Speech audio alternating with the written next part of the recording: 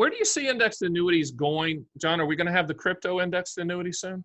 I kind of hope so, because I've got a little bit of crypto, and if it was well enough received by the insurance industry, maybe more people would own some, and my fear of missing out would be rewarded. But I think index annuities, they're looked at closely by regulators. Yes. So, there's lots of disclosure.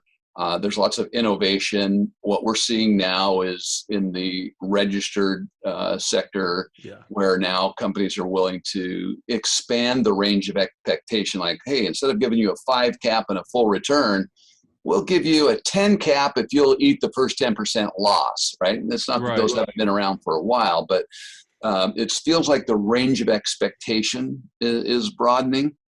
The other thing that I think is worth mentioning, Stan, is that this isn't an all or nothing strategy. You don't have to say, gosh, do I have to pick between an income rider or defer and maybe think about annuitizing later?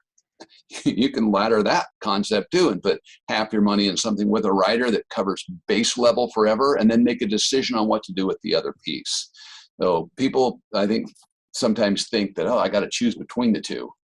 And since neither you or I, despite the fact that Nostradamus is in our family tree, we do not know which one of those strategies is going to work out the best, because we can't see 5 years into the future to know where interest rates will be at that time.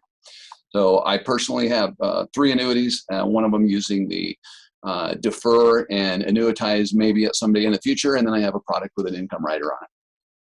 I think that's a great idea about splitting the baby, as they say. Having an income rider with half attached to an index annuity. That's a commodity quote, by the way. Once you go there, then we quote income riders.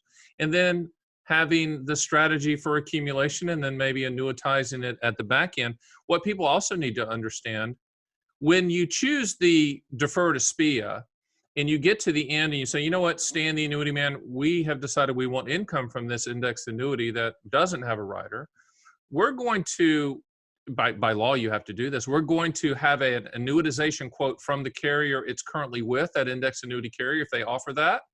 And then we're going to quote every single carrier out there that has an immediate annuity offering. And then guess what? You get to choose the higher of the two. And that is called annuity fiduciary. And I laugh about fiduciary all the time, because if you're in the financial business, you should be a fiduciary. Okay. I mean, by you being in the game, you should be there. I snorted halfway through that. Well, you did say something, pardon me for interrupting, that I think it's meaningful, that sometimes the insurance company that does the very best job accumulating your money over time is not the same company that has the best payout over time. They may have really good accumulation concepts, options, and a good value proposition that way, but they might think you're going to live a very long time and therefore offer a bit of a lower payout.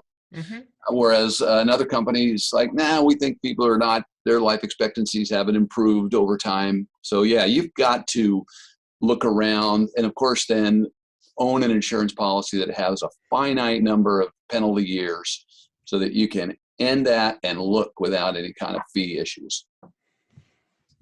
Tell me, John, about the surrender charges. I know that you surprised me a little bit that you said that you had located a 3-year indexed annuity surrender charge, but typically the 3, 5, 7, 9, and 10, is that typically where they're at?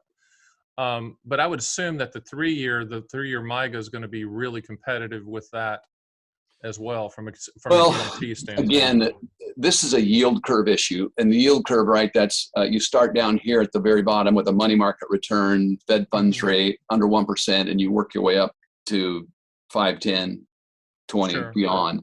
And historically, the longer you were willing to invest, the higher rate you could get. Therefore, it had a traditional yield curve. It's not always that way. But when an insurance company is going to do a 3-year deal with you, they know they're likely to only keep your money for 3 years. And so the proposition, the option value return that you're likely to get is likely to be less than if you said, keep my money for 5 years, 7 years, 10 years. So And that's the same way as you said earlier with MIGA. A good MIGA today for 3 years might be 2%, and a good MIGA for 5 years might be 3%. At the time of this taping, At the absolutely. time of this People taping. watching it 10 years from now, don't jump off the cliff. Just look at the date. look at the date of this. John, cover what's called renewal rates and why that's important for people when they're looking for this index annuity accumulation strategy. Why it's important for the renewal rate history of that issuing carrier to be fair to the consumer.